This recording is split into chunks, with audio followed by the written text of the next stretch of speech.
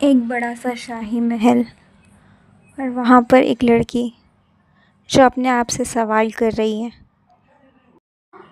क्या मैं कायना हिल हूँ, इस कहानी की विलन? क्या मेरी ज़िंदगी असल में मेरी दूसरी ज़िंदगी है?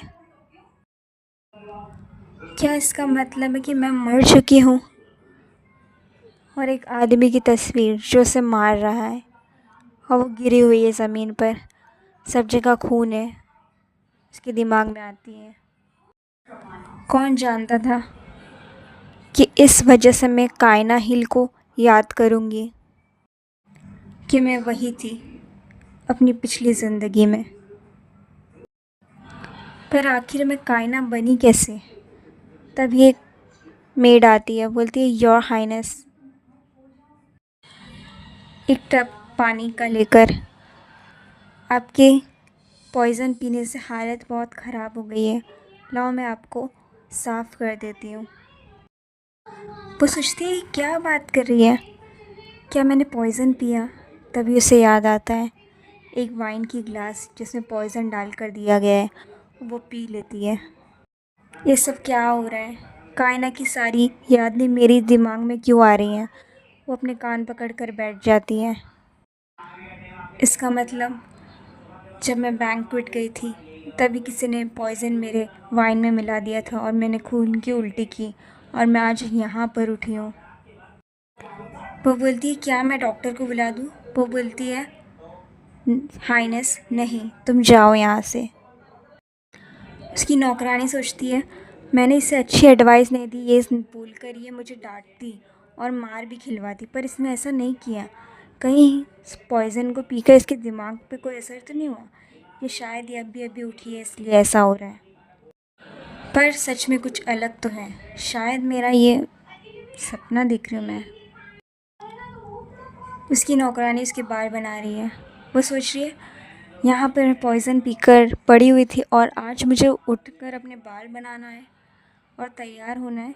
कितना भद्दा है ये। क्या प्रिंसेस की ज़िंदगी ऐसी होती है? वो सोच रही है। क्या सिर्फ सुंदर दिखना ही सब कुछ है?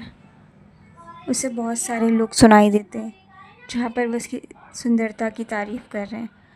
कोई इससे बोल रहा है कि मुझे जलन होती है तुम्हारी सुंदरता से, और वैसे भी लड़कियां तो सुंदर दिखने के लिए ही होती हैं।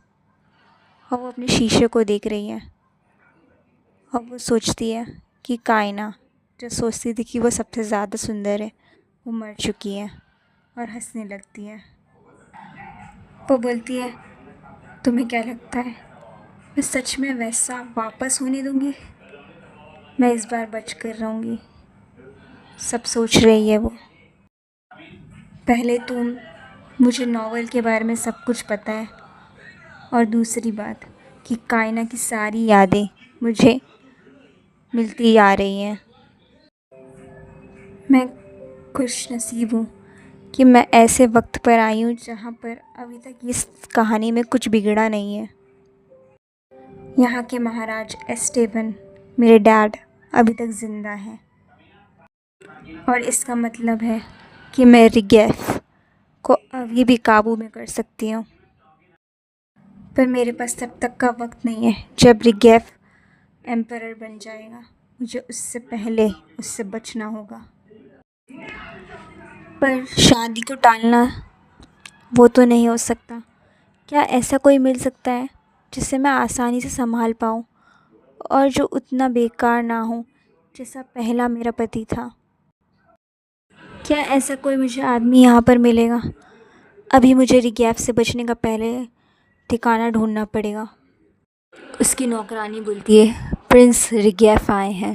वो बोलती है आने दो, और सोचती है वक्त आ गया है। रिगैफ, आने वाला महाराज और इस कहानी का सेकंड लीड और मेरा सौतेला भाई, एक ऐसा बच्चा जिससे सब कुछ छीन लिया गया था और उसने महाराज को मारकर गद्दी हासिल कर ली।